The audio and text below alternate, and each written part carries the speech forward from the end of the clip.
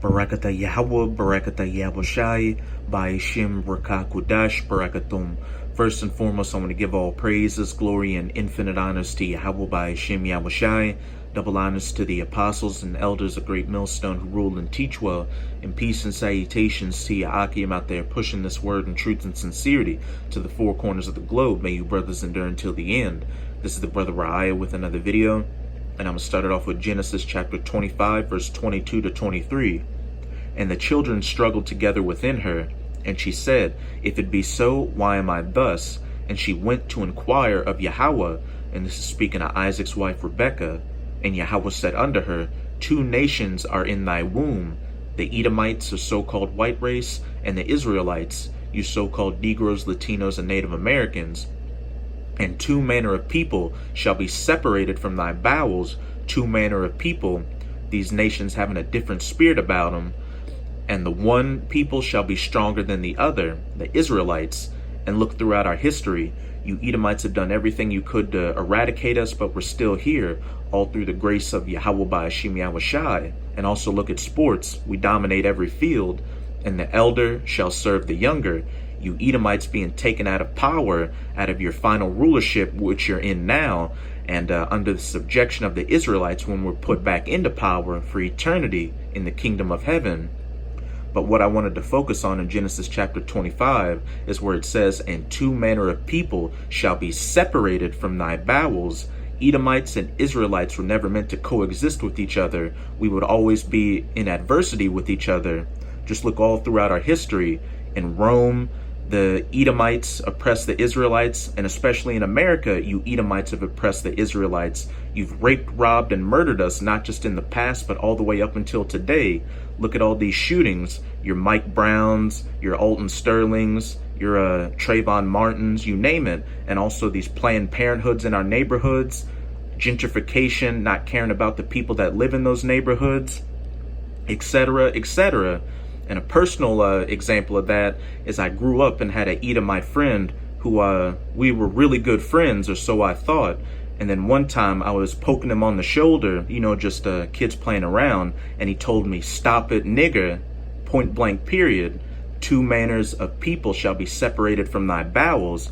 And a perfect example of why Jake and Esau were never meant to coexist and we would always be adverse with each other is this article I'll be reading from on the Atlanta Black Star titled 8 Successful and Aspiring Black Communities, or so-called black communities. It should really read Israelite or Judite communities destroyed by so-called white or Edomite neighbors. And besides Jacob and Esau being two manner of people separated from the womb, these Edomites have a spiritual hatred for you Israelites because we got the birthright and the blessing to the kingdom of heaven from them, as it says in Genesis chapter 27. I'm going to read verse 38 to 41. It's not based on skin color or anything like that, because you have to take into account the fact of the Israelite foreigners, some of which look like Edomites or so-called white people, but their bloodline goes back to one of the 12 tribes of Israel, and vice versa. You have some Edomites out there that look like so-called black people. A perfect example of that is Tia and Tamara Mowry from Sister Sister. And Esau said unto his father, Hast thou but one blessing, my father? Bless me, even me also, O my father. And Esau lifted up his voice and wept. And Isaac his father answered and said unto him, Behold, thy dwelling shall be the fatness of the earth, and of the dew of heaven from above. Up until now, you Edomites are the only nation of people that have conquered the entire planet. And you've done it by the will of Yahweh Ba'ashim Yahushai. It wasn't by your own hands. And you did it by your sword, as it says in verse 40, and by thy sword shalt thou live. Your science, technology, and especially your military hardware, the pinnacle of which are your nuclear weapons, and shalt serve thy brother. And it shall come to pass, when thou shalt have the dominion, that thou shalt break his yoke from off thy neck. And Esau hated Jacob because of the blessing wherewith his father blessed him. And Esau said in his heart or his mind, The days of mourning for my father are at hand. Then will I slay my brother Jacob. And spiritually, they have this sentiment unto this day. And as we'll see in this article, when Jacob is left to his own devices without interference from you heathen nations, especially you Edomites, Jacob thrives and actually does better than you heathens. That's why you Edomites get jealous and try to undermine Jacob at every turn, destroying our communities, as we'll see in this article, putting Planned Parenthood in our communities to advocate for abortion of our children, getting the government to break up the families and create these single-parent households which raise up mentally weak children, etc., etc. And then when Jake's in such a low estate, you Edomites turn around and say, look at you, you're just a bunch of savages and ignorant people. Why don't you pull yourself up by your bootstraps and be successful like us? That's why we call you Edomites the devil or deceiver that the Bible speaks of. This is Zechariah 11 verse 5. Whose possessors slay them and hold themselves not guilty. Why don't you ignorant Negroes, Latinos, and Native Americans just get an education and get a job? Oh, whenever you come to our neighborhoods, you stink up the place and make it dirty. And they that sell them say, blessed be Yahweh, for I am rich, and their own shepherds pity them not. Atlanta Race Riot, 1906.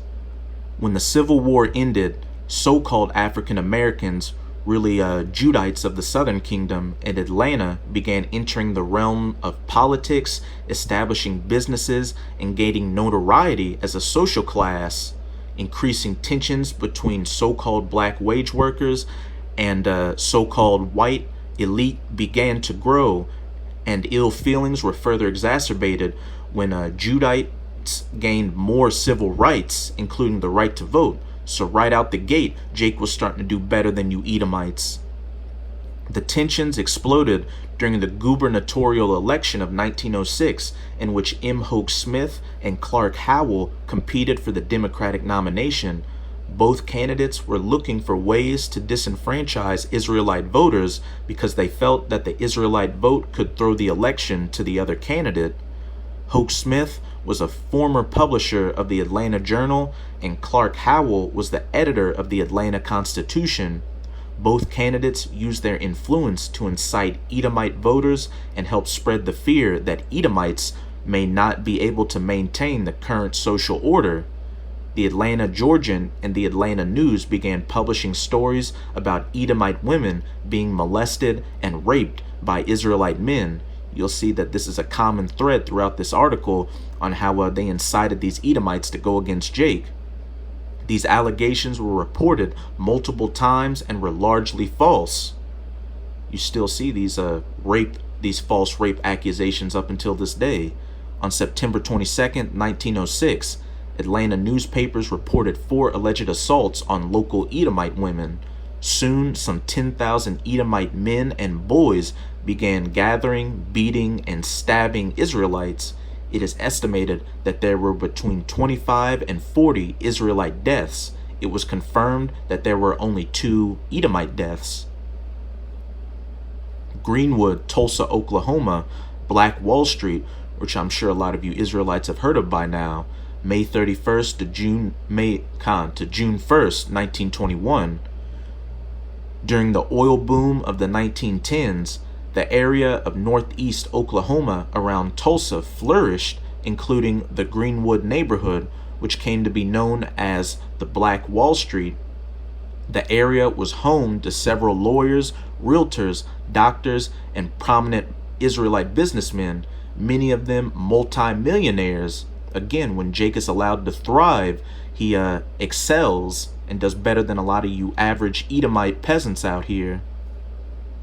Greenwood boasted a variety of thriving businesses such as grocery stores, clothing stores, barbershops, banks, hotels, cafes, movie theaters, 2 newspapers, and many contemporary homes. Greenwood residents enjoyed many luxuries that their Edomite neighbors did not, including indoor plumbing and a remarkable school system. The dollar circulated 36 to 100 times, sometimes taking a year for currency to leave the community. The neighborhood was destroyed during a riot that broke out after a group of men from Greenwood attempted to protect a young Israelite man from a lynch mob. on the night of May 31st, 1921, a mob called for the lynching of Dick Rowland, an Israelite man who shined shoes, after reports spread that on the previous day he had assaulted Sarah Page, an Edomite woman, in the elevator she operated in a downtown building. In the early morning hours of June 1st, 1921, Black Tulsa was looted, firebombed from the air, and burned down by Edomite rioters. The governor declared martial law, and National Guard troops arrived in Tulsa. Guardsmen assisted firemen in putting out fires, removed abducted Israelites from the hands of Edomite vigilantes, and imprisoned all Israelite Tulsans not already confined into a prison camp at the convention hall and the fairgrounds, some for as long as 8 days. In the wake of the violence, 35 city blocks lay in charred ruins. Over 800 people were treated for injuries, and estimated 300 deaths occurred. Chicago race riots 1919.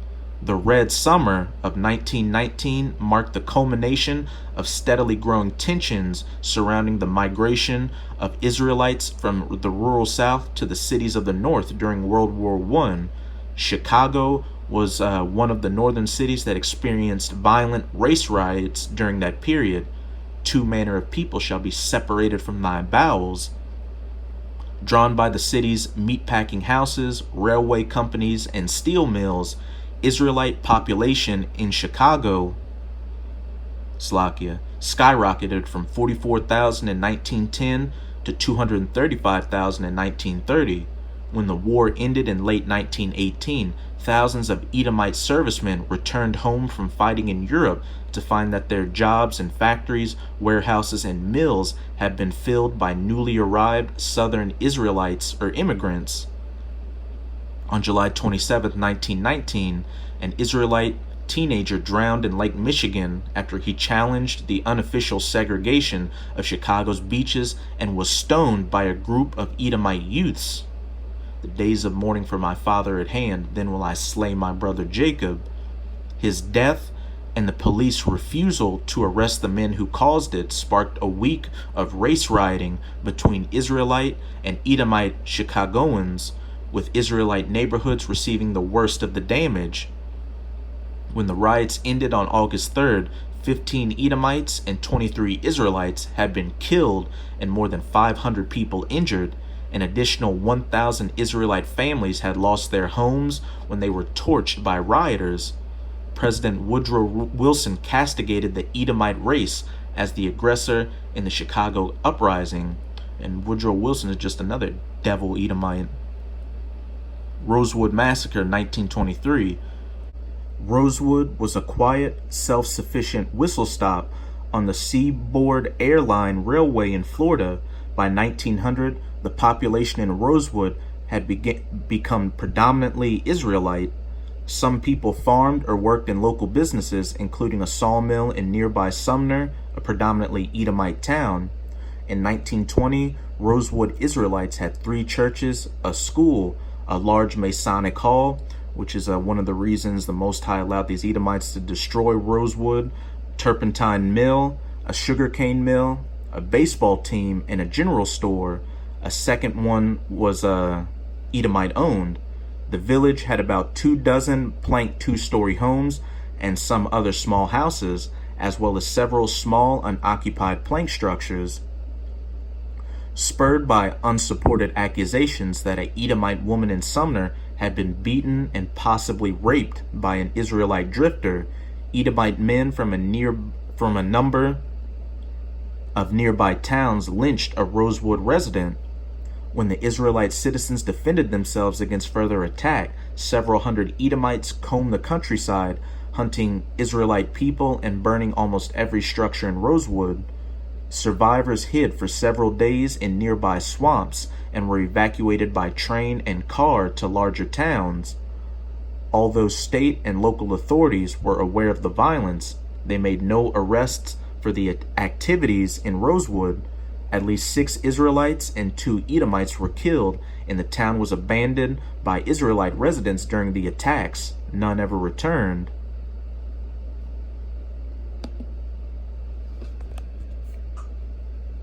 Washington, D.C. race riots, 1919. Post-war Washington, D.C., roughly 75% Edomite, was a racial tinderbox. Housing was in short supply and jobs so scarce that ex-doughboys in uniform panhandled along Pennsylvania Avenue. However, Washington's Israelite community was then the largest and most prosperous in the country, with a small but impressive upper class of teachers, ministers, lawyers, and businessmen concentrated in the LeDroit Park neighborhood near Howard University. By the time the Red Summer was underway, unemployed Edomites bitterly envied the relatively few Israelites who were fortunate enough to procure low-level government jobs. Many Edomites also resented the influx of Israelites into previously segregated neighborhoods around Capitol Hill, Foggy Bottom, and the old downtown. In July 1919, Edomite men, many in military uniforms, responded to the rumored arrest of an Israelite man for rape. With 4 days of mob violence, they rioted, randomly beat Israelite people on the street, and pulled others off streetcars in attacks. When police refused to intervene, the Israelite population fought back. Troops tried to restore order as the city closed saloons and theaters to discourage assemblies. When the violence ended, 15 people had died, 10 Edomites, including 2 police officers, and 5 Israelites. 50 people were seriously wounded, and another 100 less severely wounded. It was one of the few times when Edomite fatalities outnumbered those of Israelites. Knoxville, Tennessee, race riots, 1919. In August 1919, a race riot in Knoxville, Tennessee, broke out after an Edomite mob mobilized in response to an Israelite man accused of murdering an Edomite woman. The 5,000-strong mob stormed the county jail, searching for the prisoner. They freed 16 Edomite prisoners, including suspected murderers. After looting the jail and sheriff's house, the mob moved on and attacked Israelite businesses district.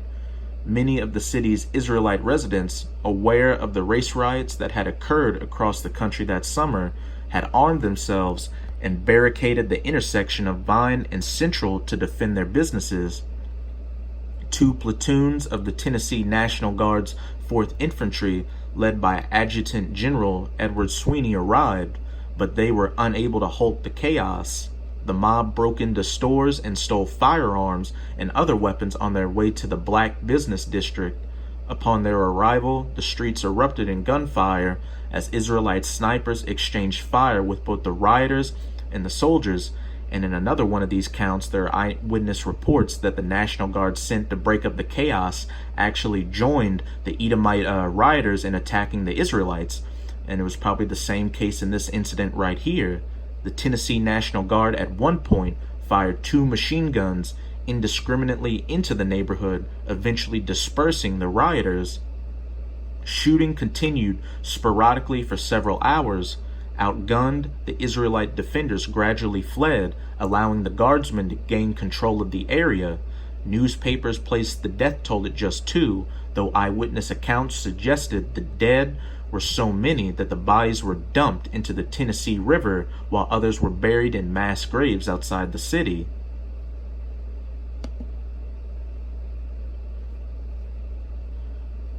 New York City Draft Riot, 1863. The Draft Riot of 1863 was a 4-day eruption of violence in New York City during the Civil War, stemming from deep worker discontent with the inequalities of the first federally mandated conscription laws. In addition, Edomite working classes feared that emancipation of enslaved Israelites would cause an influx of Israelite workers from the South. In many instances, employers used Israelite workers as strikebreakers during this period. Thus, Edomite rioters eventually turned their wrath on the homes and businesses of innocent Israelites and anything else symbolic of their growing political, economic, and social power. On July 13, 1863, organized opposition broke out across the city. The protesters soon morphed into a violent uprising against the city's wealthy elite and its Israelite residents. The 4-day draft riot was finally quelled by police cooperating with the 7th New York Regiment. Estimates vary greatly on the number of people killed, though most historians believe around 115 people lost their lives, including nearly a dozen Israelite men who were lynched after they were brutally beaten. Hundreds of buildings were destroyed, causing millions of dollars in damage. Up to 50 of the damaged buildings have been burned to the ground by rioters, including the Colored Orphan Asylum, which housed more than 230 Israelite children. The East St. Louis Massacre, 1917, and all these racial tensions, race riots, and race wars are going to happen again. As it says in Romans 15, everything written aforetime was written for our learning. And also in Revelation chapter 12, verse 12, the devil, Esau Edom, is come down in great wrath, because he knoweth that he hath but a short time. Not only are these military force Edomites going to come into you Israelites' neighborhoods, but these average, everyday Joe Sixpack Edomites are going to come as well, burning down your houses, raping your women, and killing your children. That's why it's imperative for you Israelites, you so-called Negroes, Latinos, and Native Americans who know that you're Israelites, hearken back into your power, Yahweh Ba'ashim Yahushai, and do whatever you can to get back into the good graces of Yahweh Ba'ashim Yahushai, so you can be of that elect number and have that protective hedge over you and be saved from these coming calamities of Jacob's trouble. During spring 1917, Israelites were arriving in St. Louis at the rate of 2,000 per week, with many of them finding work at the Aluminum Ore Company and the American Steel Company in East St. Louis. Some Edomites feared a loss of job and wage security because of the new competition, and further resented newcomers. Salakia, Satan messing with this article. And resented newcomers arriving from a rural and very different culture. Tensions between the groups ran high and escalated when rumors were spread about Israelite men and Edomite women socializing at labor meetings. In May, 3,000 Edomite men gathered in downtown East St. Louis. The roving mob began burning buildings and attacking Israelite people. The Illinois governor called in the National Guard to prevent further rioting, and conditions eased somewhat for a few weeks. Then on July 1st, Edomite men driving a car through Israelite neighborhoods began shooting into houses, stores, and a church. A group of Israelite men organized themselves to defend against the attackers. As they gathered, they mistook an approaching car for the same one that had earlier driven through the neighborhood, and they shot and killed both men in the car, who were in fact police detectives sent to calm the situation.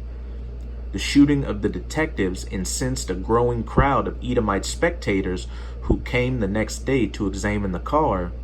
The crowd grew and turned into a mob that spent the day and the following night on a spree of violence targeting black neighborhoods of East St. Louis.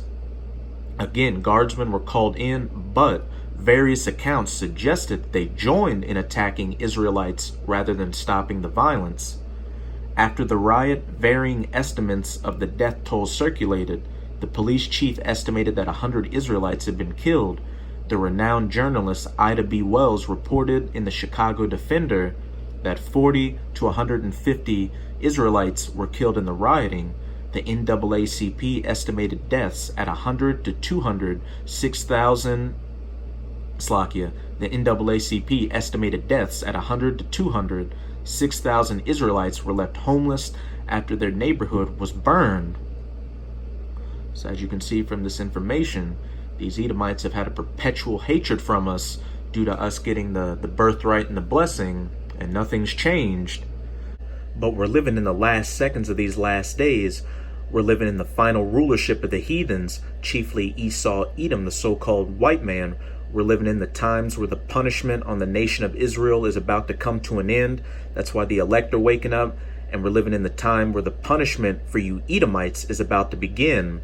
That's why your kingdoms globally are falling apart. And then eventually the Israelites are going to get their hands on you and have you in hardcore bondage and slavery in the kingdom for 1,000 years. There will be no mercy shown to any Edomite. This is Ezekiel chapter 25. I'm going to read verse 12 through 14. Thus saith the Lord Yahweh, because that Edom, you so-called white people, hath dealt against the house of Judah by taking vengeance, the so-called Negroes, so-called blacks, so-called African Americans of the Southern Kingdom, which was the main tribe you took vengeance against in that information we read from in that article, by making false rape accusations, lynching and murdering hundreds of us, burning down our neighborhoods, burning down our businesses, and hath greatly offended and revenged himself upon them. The days of mourning for my father at hand, then will I slay my brother Jacob, because he got the birthright and the blessing to the kingdom of heaven. Therefore, thus saith the Lord Yahweh, I will also stretch out mine hand upon Edom, and will cut off man and beast from it, beginning with you Edomites in the United States of America, which is biblically known as Babylon the Great. All Edomites in Babylon will be destroyed by those 200 million nuclear missiles, as well as the laser beams from the chariot of the Most High, which people ignorantly refer to as so-called UFOs. And I will make it desolate from Teman, and they of Dedan shall fall by the sword. And I will lay my vengeance upon Edom by the hand of my people Israel, first and foremost the elect, the 144,000, and the rest of the righteous 1/3, who are going to be the first fruits in the kingdom, putting the foot in the ass of you Edomites. After America is taken down, we're going to come after you European Edomites, you Russian Edomites, you Australian Edomites, etc., and slap chains on you, beginning with your elites, these Rothschilds, these Rockefellers, these Gettys, these DuPonts, you name it. And they shall do in Edom according to mine anger and according to mine fury, do double unto them as they have done unto you, as pursuant to Revelation chapter 18, and they shall know my vengeance, saith the Lord Yahweh.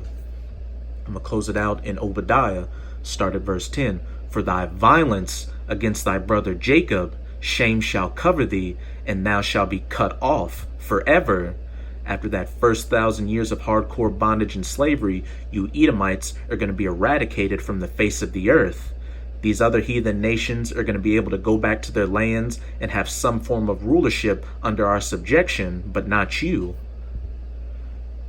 Jump down to verse 15. For the day of Yahweh is near upon all the heathen. These Moabites are so-called Chinese. These Ishmaelites are so-called Arabs. These Ammonites are so-called Japanese. These Elamites are so-called East Indians. But first and foremost, you Edomites, who are the first of the nations that came against us, as pursuant to Psalm chapter Psalm 83. As thou hast done, it shall be done unto thee. Double thy reward shall return upon thine own head. For as ye have drunk upon my holy mountain, so shall all the heathen drink continually. You shall drink that cup down to the dregs. Yeah, they shall drink, and they shall swallow down, and they shall be as though they had not been, that first 1,000 years of hardcore bondage and slavery. But upon Mount Zion shall be deliverance, and there shall be holiness, and the house of Jacob shall possess their possessions.